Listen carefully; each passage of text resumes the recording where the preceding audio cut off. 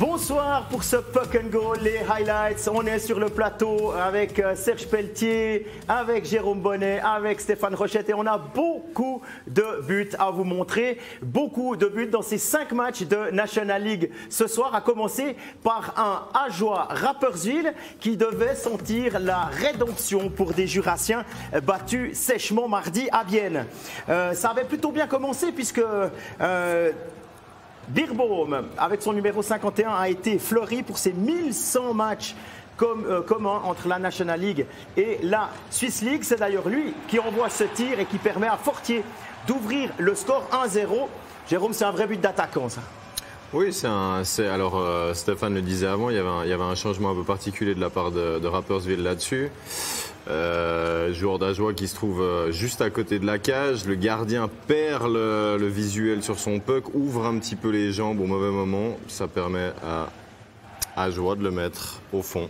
Ouais, Serge, ça devait être plutôt quelque chose d'agréable pour Ajoie parce qu'après le premier tiers, c'est 1-0. C'est la première fois qu'il menait 1-0 après 20 minutes depuis début octobre.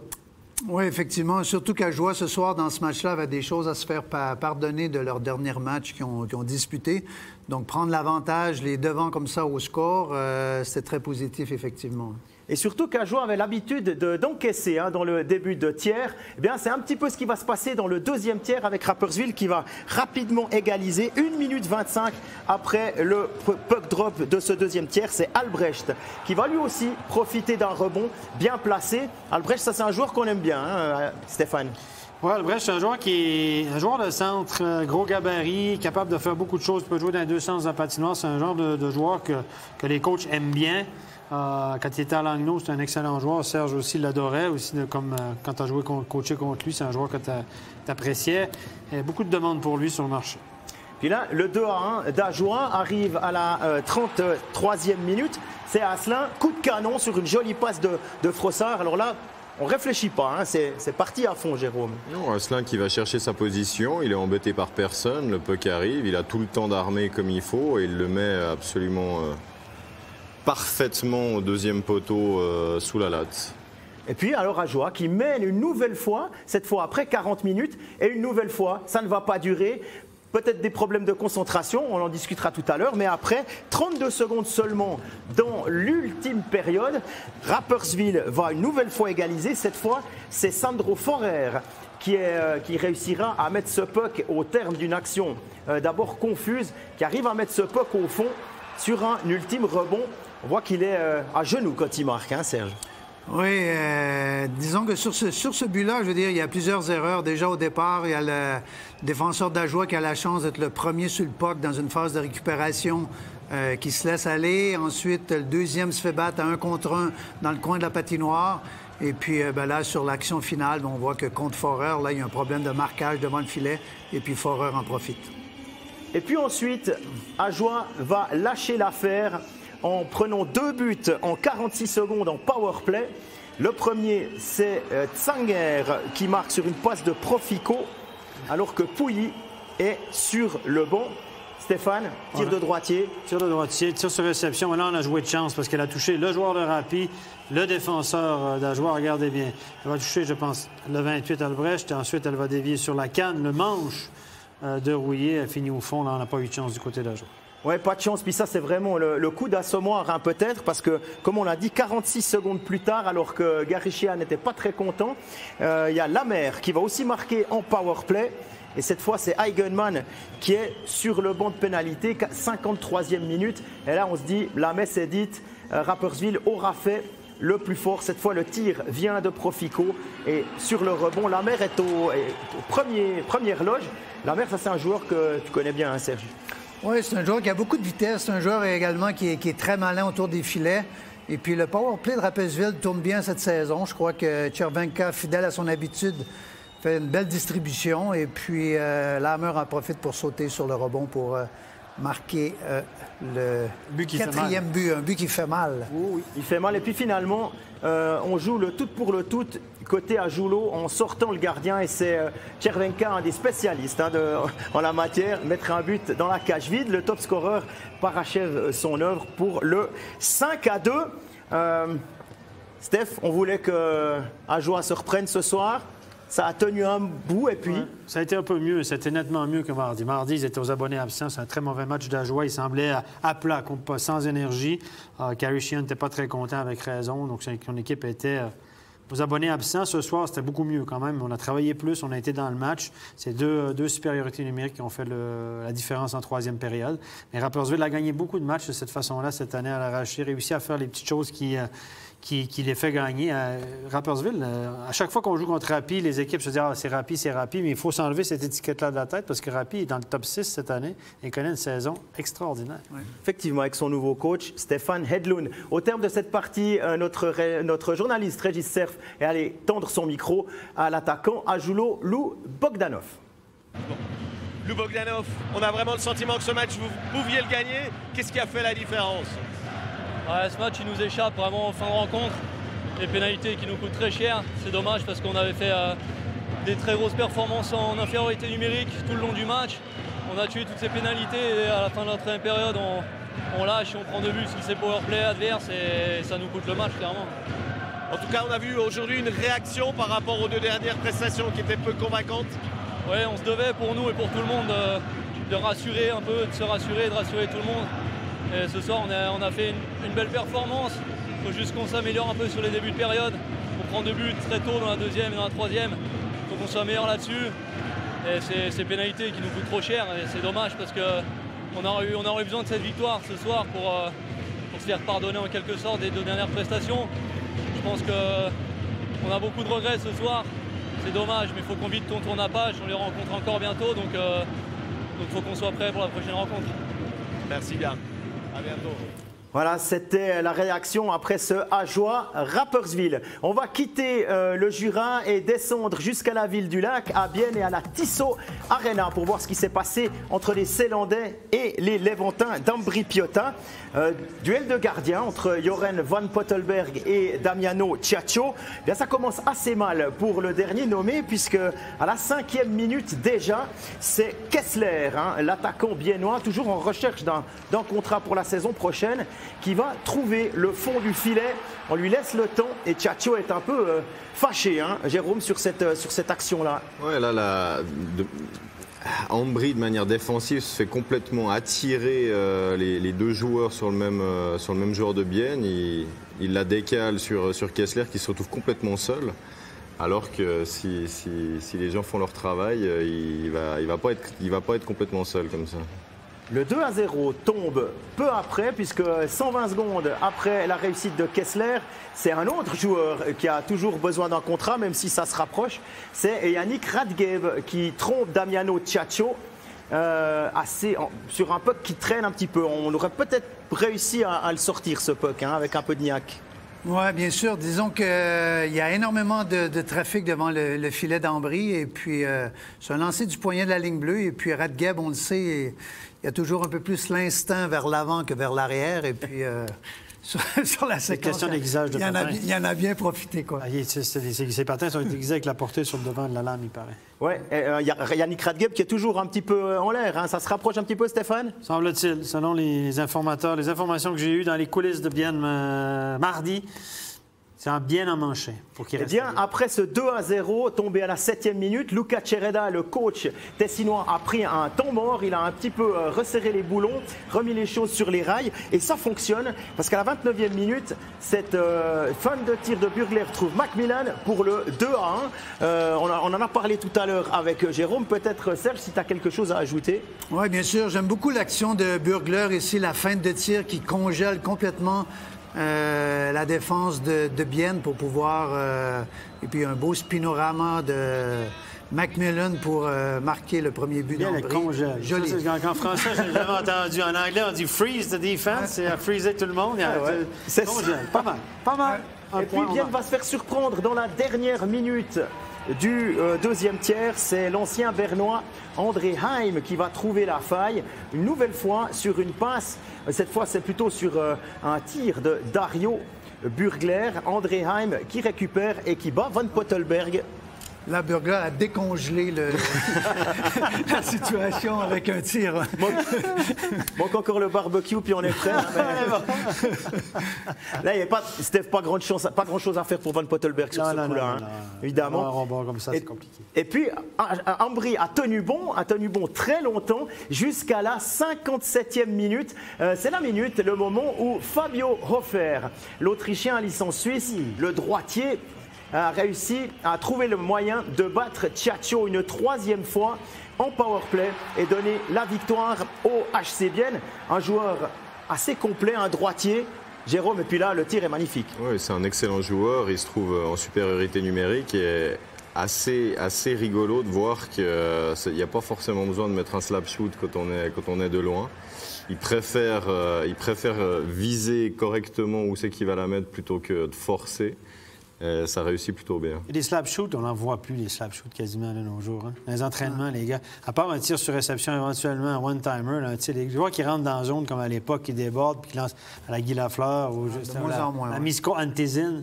Oh là! Pour les plus âgés là, qui ont suivi le hockey. C'est vrai qu'on ne voit plus ça. C'est quelque chose qu'on voyait à l'époque. On entraînait ça. Hein? Oui, Misko Antezin, il a aussi laissé des souvenirs dans les nuques, dans les dos de certains attaquants. La Marc Bordel, un peu. Ouais. Serge, 4 défaites en 5, et puis là maintenant 2 victoires. On bat à la maison, on bat à Joie et on bat Ambry. Tout va bien pour Bienne, pas besoin de se faire du souci. Oui, c'est une victoire qui était importante ce soir parce que c'était important de confirmer après la victoire d'Ajoie. Et puis comme on discutait durant le match, quand même, moi, je donne beaucoup de crédit à Bienne parce que malgré les bas et puis toutes les blessures qu'ils ont subies, ils sont quand même restés dans leur philosophie en mettant des jeunes, en faisant jouer des jeunes. Ils ne sont pas allés sur le marché faire des transferts ou quoi que ce soit. Donc, bravo. Oui, on en parlait mardi encore, Stéphane, avec Noah Delémont qui prend la place d'un Victor Leuve, un défenseur étranger. Puis ça fonctionne. Ça fonctionne. Il a bien profité de la chance qu'on lui a donnée. Noah Delémont a joué de l'excellent hockey. En début d'année, il était plutôt 7-8e. On est allé chercher Schneeberger. Donc on s'est dit, il vient de reculer. On n'a pas confiance en lui. Tout à coup, il y a eu 2 blessés en défense. Il a pris la place de Yakovenko dans le line-up. Il a fait de l'excellent travail, Noah Delémont. Excellent travail aussi du HC Bienne avec 2 victoires en 2 matchs. On passe maintenant à notre match studio. C'était le CP... Ah oui, encore, pardon, mais oui, évidemment, on va quand même écouter un Biennois. On va écouter un Biennois. C'est Étienne Froidevaux qui répond à Julien Favre. Étienne Froidevaux, un match très serré entre vous et Ambry. Comment décrivez-vous cette rencontre? Beaucoup d'énergie, beaucoup d'intensité, je pense. Nous, on a meilleur commencé. Je pense après eux, ils étaient la meilleure équipe en deuxième tiers-temps. À la fin, ce sont des détails qui décident. Très important pour nous qu'on montre qu'on peut gagner ces matchs qui sont serrés. La semaine passée, on les a encore perdus. Alors celle-là, il est important pour nous. Entre le deuxième et le troisième tiers, qu'est-ce qui a été dit dans le vestiaire pour une réaction? On savait exactement si on continue à jouer comme ça. C'est seulement une question de temps quand il marque. Et puis je pense que notre jeu, c'est beaucoup de patinage. On l'a pas pu faire en deuxième tiers-temps. À la fin, c'était mieux. Je pense tout le temps qu'on est dans la zone offensive, c'est mieux pour nous. On essaie de créer d'énergie et puis je pense que ça on a pu faire. Merci bien. Étienne Froidevaux qui parle d'énergie, qui parle de patinage. Est-ce que le jeu de Bienne, Stéphane, est vraiment basé sur ces 2 notions-là? Oui, c'est une équipe qui jouit de beaucoup de liberté en attaque. Tormanen, on sait que ce n'est pas le Finlandais type. Au contraire, c'est presque l'anti-Finlandais. Donc, les premières années, il jouait plus défensif. On voyait des gars 5 en arrière en zone neutre. Maintenant, on ne voit plus ça. Il laisse beaucoup de liberté à ses joueurs en attaque. Très peu cadrant, très peu de directives. Allez, laissez-vous aller. Avec un peu plus de directives en défense. Et les joueurs disent qu'ils ont beaucoup de plaisir à jouer dans ce style-là. Mais tant que ça marche, ça va bien. Le jour où ça se met à... On me dit, certaines personnes à Vienne me disent aussi que parfois, il est un petit peu trop laxiste. Il faudrait cadrer un petit peu plus. Bon, on verra si Tormanen t'écoute. Pour l'instant, on va cette fois passer à notre match studio entre Berne et Lausanne. Victoire bernoise 3-2, alors que Phil Varone était titulaire dans les rangs des Ours. Vous voyez, les 2 top scoreurs sont les 2 Saint-Ginois, 2 Fribourgeois alémaniques à la base, Chervet et Berchi. Et puis, entre Wüttrich et Manzato, là, ça discute pas mal. On a aussi pris Manzato pour un peu coacher Philippe Wüttrich dans son installation en National League. Berne qui ouvre le score à la 4e minute par Thomas, juste à la fin d'un powerplay sur une très belle inspiration, Jérôme, de Tim Cast. Oui, on avait relevé un petit peu le travail spécial où il aurait pu faire un peu mieux sur ses catchs. Hein, c'est le catch qui va derrière la cage à 4 contre 5, derrière la cage adverse. Là, il est en retard au back-checking. Il est en retard au back-checking. Il y a deux joueurs de Lausanne qui se font happer de nouveau sur le même joueur. Un décalage. Cast qui a la lucidité de décaler. C'est un joli goal. Et puis seulement 12 secondes plus tard, c'est Fuchs qui était lui-même sur le banc de pénalité qui égalise. Ça se voit assez souvent ça, Serge, hein, un joueur qui est puni, qui s'en veut ou je sais pas, et hop, il arrive à refaire son erreur. Bon, disons qu'il veut surtout réagir et puis là, Fuchs réagit de la meilleure des façons en sautant sur le rebond laissé par Wüthrich et puis il en profite pour égaler la marque. Et on va encore voir un missile envoyé de la ligne bleue par Fabian Heldner, gros défenseur droitier qui a transpercé carrément le gardien Wüthrich. Pas trop à son affaire sur ce coup-là, Steph. Ah, il a été un petit peu par Boson. C'était très limite, obstruction. Là, Boson est dans le demi-cercle. Là, il en sort juste au moment où le puck arrive. Ça a gêné clairement Wüthrich. La canne de Boson, qui était en dehors du demi-cercle, a gêné Wüthrich. Mais je parlais tantôt, là, comme je dis des conneries, je parlais tantôt qu'il n'y a presque plus de tirs frappés à part des tirs sur réception. Bon, je veux dire, c'est un demi-frappé. J'avais à demi raison. Mais c'est rare qu'on voit ça. En général, on va à l'extérieur puis on sort un wrister, un tir du poignet. Là, il a pris le temps de lancer le missile, comme tu as dit, très bien. Et puis, on a vu le travail de Boson hein, devant la cage. Ça, c'est exactement ce que doit faire un attaquant. Hein, Jérôme. Oui, on demande. Forcément, on va demander à l'attaquant d'aller voiler la vision du gardien. Là, on en a discuté un petit peu. C'était vraiment limite parce qu'il est rentré dans cette zone. Il l'a un petit peu embêté et il est ressorti juste au bon moment avant que le shoot démarre. Ce qui a permis à Lausanne de marquer sans se faire challenger. Il n'y a pas eu de challenge, oui. Il n'y a pas eu de challenge. Pas eu de challenge et Lausanne repart au vestiaire avec un avantage d'un but. Ça n'a pas dû plaire hein, au CP Berne qui, dans le deuxième tiers, se crée une multitude d'occasions et arrivera finalement sur une erreur individuelle, un puck perdu en zone défensive, à égaliser. Un peu chanceusement, hein, Steph, parce que... Ça a dévié sur Emerton. On a laissé un petit peu d'espace. Là, on s'est retrouvé 5, plus ou moins, qui regardaient la rondelle. Moser devant la canne, personne ne s'occupait de Moser. On a occupé beaucoup de la rondelle. Et Varon, lui, vient faire mal à son ancienne équipe, obtient son premier point avec Berne en 3 matchs. Et le puck a dévié vraiment sur, comme je viens de le dire, sur Emerton. Pas de chance pour le gardien sur cette séquence. Serge, ce puck-là, il doit sortir de la zone. Hein. On l'a vu. Hein. Oui, disons que Moser, dans un premier temps, je veux dire, perd le puck en zone offensive et puis on a pu récupérer le puck du côté de Lausanne. Malheureusement pour eux, on l'a reperdu dans un premier temps et puis ça a donné la chance à Berne de marquer. Une des nombreuses pertes de puck de Lausanne dans sa zone de défense. On l'a vu, on a analysé après le deuxième tiers. Lausanne qui a fait plein d'erreurs techniques dans sa zone, notamment à donner des pucks, des giveaways, comme on dit en anglais. Donner le puck à l'adversaire parce qu'on a jonglé avec, parce qu'on a passé au-dessus du puck, parce qu'on a fait une mauvaise passe. Et là, on a perdu la rondelle sur cette séquence-là. Ça a donné un but. Et puis, au troisième tiers, Berne va prendre l'avantage sur un but alors vraiment arraché par Chiaroni avec un bon travail de Praplan. Chiaroni qui se jette à terre pour glisser ce puck au bon endroit. Serge, ça c'est le genre de but et de joueur dont une équipe a besoin. Ça c'est clair. Et puis... Qu'est-ce qui me plaît beaucoup, au-delà du but de Chiaroni qui est bien placé devant le filet et tout, c'est la vitesse que Praplan met dans cette action qui amène beaucoup d'intimidation du côté de Berne avec cette grande vitesse. Il prend le milieu de la glace. On pense qu'il va aller à l'extérieur, tout à coup, puis il prend le milieu de la glace. Il se fait trébucher, mais ça sème la panique finalement devant la cage. Et puis quand on voit le CP Berne qui se crée des occasions, Praplan a été très présent ce soir et pourtant on entend régulièrement qu'il est proposé à gauche et à droite. Difficile de se faire une idée, hein. Oui, écoute, je pense qu'ils attendent quand même plus de lui de manière générale. Après, ce soir, il a amené beaucoup de vitesse sur cette glace. Ça fait du bien à cette équipe. C'est pas le seul. Hein. Je pense qu'il y en a quelques-uns qui ont eu un... Chervet était très Voilà, Chervet. Je pense que Cast a fait un super match aussi. Ouais. Thomas a eu quelques occasions aussi assez intéressantes. Ouais. Donc, oui, ils en ont eu besoin.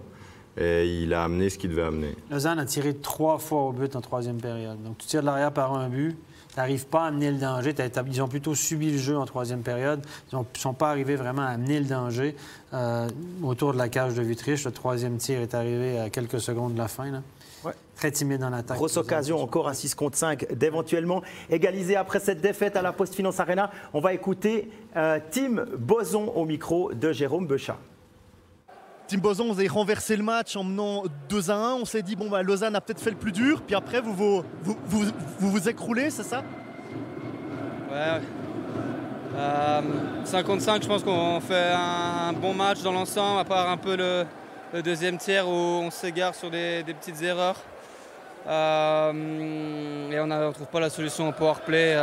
Quand on a autant de powerplay on n'arrive pas à se créer des grosses chances et à marquer. En plus, on leur donne des chances de marquer.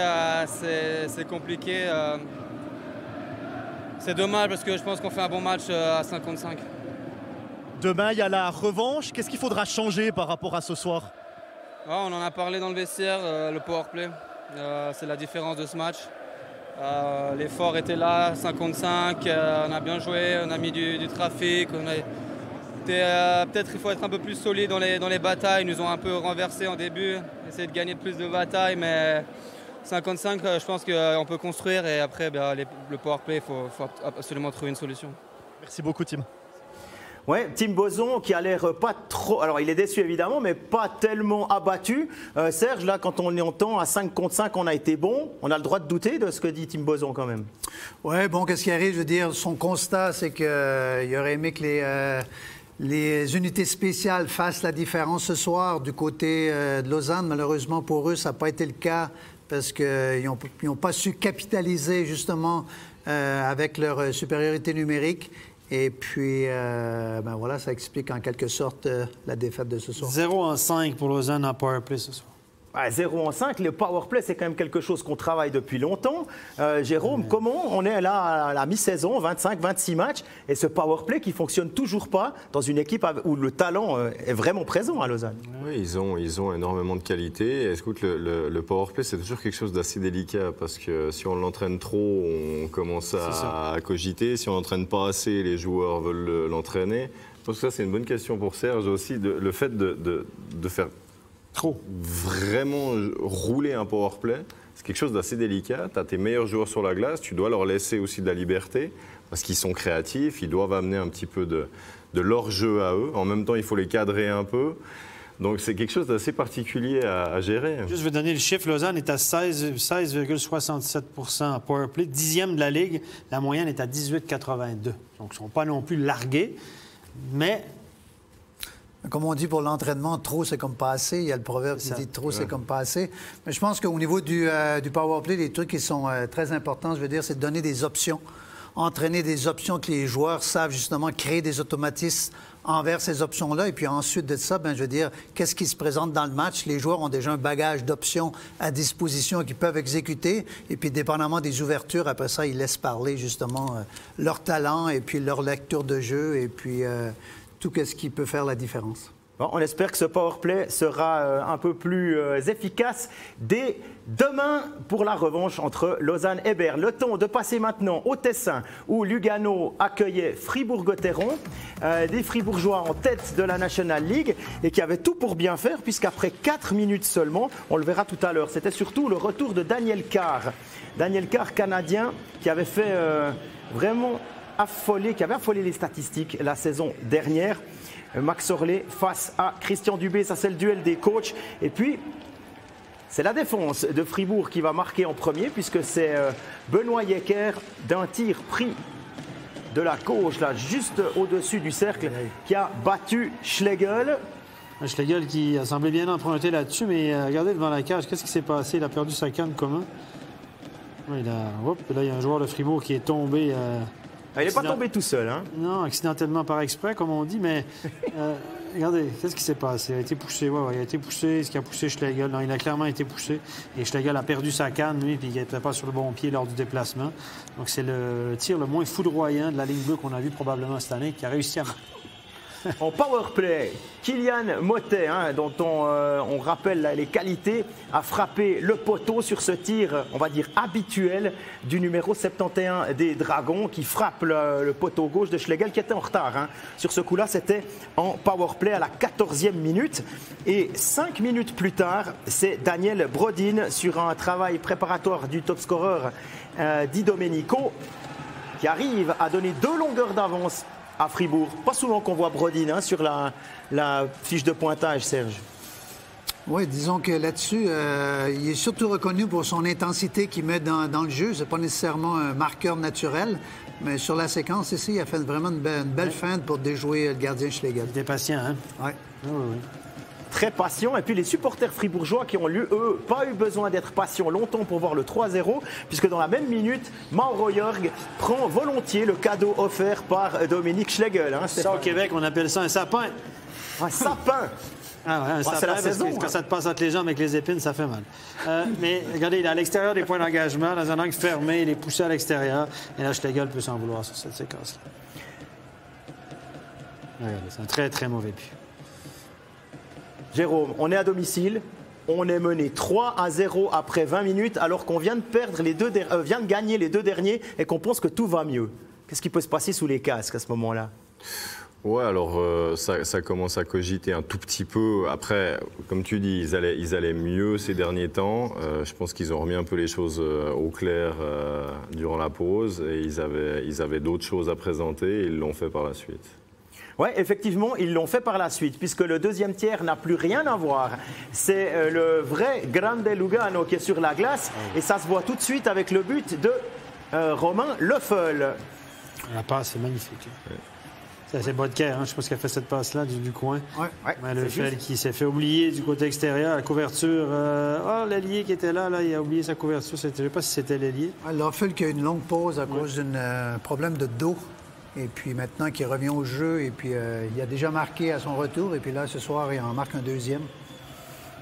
Et puis, il va y avoir un tir de la ligne bleue d'Alatalo qui est dévié par le Canadien Daniel Carr, qui fêtait donc son retour après une longue absence et qui fête ce retour avec un but. Belle déviation, beau travail devant le filet. Et Berra, sur ce coup-là, n'a aucune chance.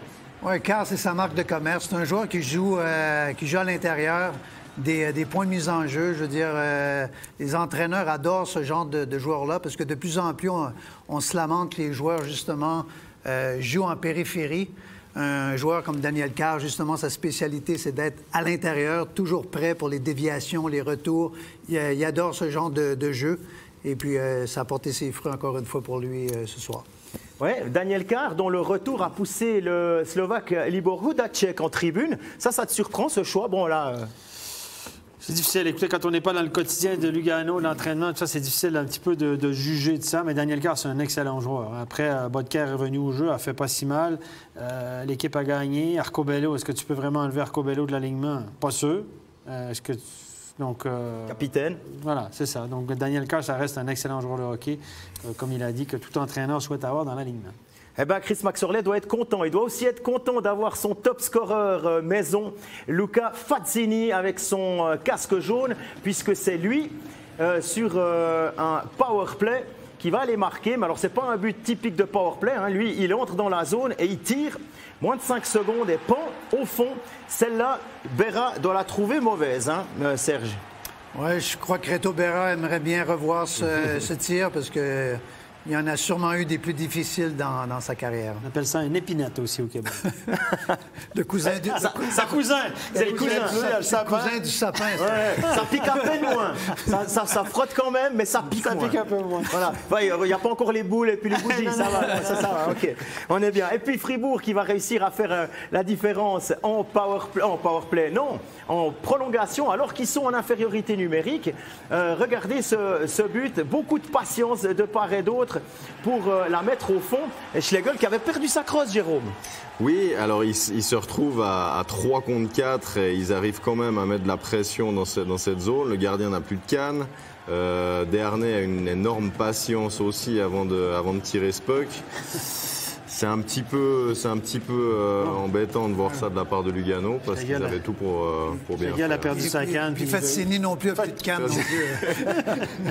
Ça, c'était par choix. Ouais. Exact. Et puis c'est Marchand qui donne la victoire. C'est lui qui fait un très bon début de saison. Nathan Marchand, qui est un caméléon qui a été utilisé un peu partout. Oui, exactement. Bon, il a fait beaucoup de points au début de saison. Ensuite, ils ont été un petit peu plus transparents. Bon, il a défait ses trios. Marchand se retrouve à l'aile droite à un moment donné sur le premier bloc et tout. Mais j'en avais parlé dans une de mes chroniques. Lorsque Valzer, Marchand et Jorg ne marquaient pas il y a quelques semaines, Fribourg ne gagnait pas. Et Marchand est le meneur dans les plus et les moins. La colonne, une statistique qui ne veut rien dire dans les temps modernes, mais dans les plus et les moins, il est quand même le meneur de la Ligue. C'est pas trop mal quand même. Oui, effectivement, pour le numéro 97 fribourgeois. Au terme de cette victoire en prolongation, on va écouter la réaction du défenseur, le premier buteur, Benoît Yecker, au micro de David Pietronigro. Benoît, ce soir, vous avez joué avec les nerfs de vos supporters, avec vos nerfs peut-être, avant de pouvoir savourer en prolongation. Ouais, surtout un peu avec nos nerfs. On fait un super premier tiers. On ne peut pas se permettre que Lugano revienne comme ça. On a le match en main, il faut vraiment qu'on tue le match. C'est vous qui avez été moins bon dans la deuxième partie de la rencontre ou c'est Lugano qui a haussé son niveau? Un peu des deux. Je pense qu'on a fait des erreurs qu'on n'avait pas fait au premier tiers, qu'on n'a pas non plus... qu'on a fait au deuxième tiers, des erreurs qui ne nous arrivaient pas avant. Et puis, contre une équipe comme Lugano, ça se paye cash. Et puis, c'est un peu dommage parce que on pouvait vraiment tuer le match, comme j'ai dit avant. Mais voilà, les erreurs se payent cash, surtout contre une quand même bonne équipe de Lugano ce soir. Fribourg trouve toujours le moyen de cette saison de gagner ses matchs. Oui, c'est clair. Après, gagner en overtime quand on est un joueur de moins, c'est quand même... ça va peut-être pas arriver tout le temps, mais ça aussi, il faut qu'on essaye de ne pas prendre une pénalité en prolongation. Ça ne peut pas non plus arriver. Donc des petites erreurs, mais au final, on gagne le match, donc c'est le plus important. Merci. Oui, au final, on gagne le match et c'est le plus important. Et il y a quelques temps, Benoît Yecker et Fribourg-Gotteron se seraient peut-être inclinés en gagnant 3-0, en se faisant reprendre. Jérôme, c'est la marque que peut-être les Dragons peuvent aller loin cette saison? C'est un petit peu toute la question, c'est de savoir à quel point ils ont du caractère. Ce soir, ils nous en montrent un bel exemple. On espère que ça va continuer sur les séries à venir. On était toute la semaine sur la route. Ils sont allés à Munich, ils ne sont pas rentrés à Fribourg, ils sont allés directement au Tessin. Donc, les grandes équipes trouvent la façon de gagner leur match. Voilà. Exact. Eh bien, ça clôturera notre passage à Lugano. C'est parfait. Il nous reste un match à aller voir. Il s'agit du match entre Zug, le champion, et les Langnau Tigers. Zug qui jouait avec Leonardo Giannoni dans les buts. Et puis avec son top scorer Anton Lander, un des légionnaires suédois engagés par le club de Suisse centrale. Côté Emmentalois, c'est Pounenovs qui joue dans les buts. Pounenovs qui n'a pas d'entente encore avec Langnau pour la saison prochaine. Vous le voyez, Zug avait rapidement pris les devants 2-0 grâce à des buts de Souris en powerplay et de Herzog. Et puis, le réveil des Tigres a sonné avec le but de Pesonen. Bon, ça, c'est bien joué. Là, le joueur qui a joué un contre, je ne sais pas qui est rentré dans la zone, il a poussé le puck pour lui-même sur la bande, l'a récupéré et l'a donné à Pesonen. Toute une pièce de jeu. Il n'a pas grande chance pour Giannoni. Oui, effectivement. Et puis, de nouveau, les étrangers de Langnau qui marquent à nouveau. Oui, et une nouvelle fois, à la 58e, vous le voyez, empty net, 6 contre 5. C'est le top scorer suédois Olofsson, l'ancien joueur du CP Berne, alors que Pounenovs a été sorti, qui, à un peu plus d'une minute du terme du temps réglementaire, trouve le moyen d'égaliser et d'arracher la prolongation. Voilà, il y a une passe qui passe au travers de tout le monde, transversale dans cette zone pour arriver sur le deuxième poteau. Ça désorganise complètement la défense et puis ils arrivent à marquer derrière. Et puis bien Zug à 2 contre 1 avec un coup de fusil de Lino Marcini.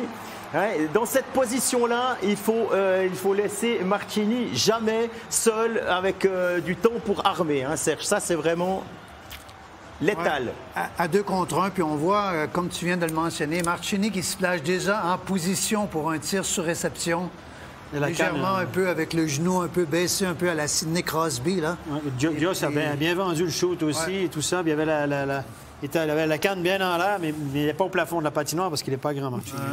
Un but de Comme dans les livres, quoi. By the book. Exactement. Mais c'est joli, hein. Marquer un but comme ça, c'est joli en plus. Tu dis, waouh! Oui. Le puck qui part bien, pleine lucarne, ça donne la victoire à ton équipe, c'est magnifique. Exact. Et c'est le moment qu'on choisit pour aller voir la récapitulation des résultats des matchs de National League de cette soirée. 5 matchs au programme, il y avait Ajoie, Lakers 5-2 pour les Saint-Gallois, Berne qui bat Lausanne 3-2, Bienne bat Piotta 3-2 aussi.